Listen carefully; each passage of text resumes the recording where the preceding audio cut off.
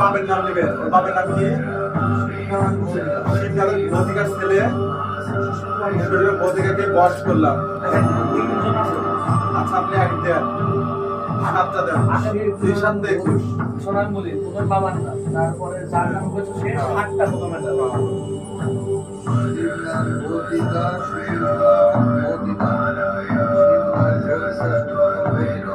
কি ভৌতিকাকে বস করলাম বলেন।